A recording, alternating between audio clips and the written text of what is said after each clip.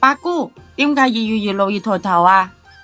其實咧係同星星有關㗎。喺古代咧，古人咧為咗區分天上嘅星星，就將佢哋分為東西南北4個區，每個區域嘅星星咧連喺一齊嘅形狀又係唔同嘅喎。所以古人咧又根據星星造型唔同，想像出4隻神獸，就有咗傳說中嘅4象：青龍啦、朱雀啦、白虎啦、玄武。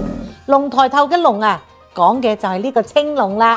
又因為我哋嘅地球一直喺度轉動，到咗每年嘅龍月2月初2嘅時候，地球上嘅人呢啱好就可以睇見龍抬頭嘅2顆星啊，亦即係龍角星。所以龍角星從地平線上升嘅日子呢，就被稱作為龍抬頭啦。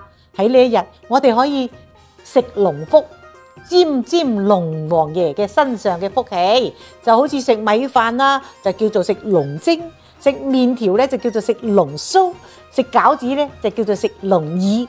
我要食龍鬚。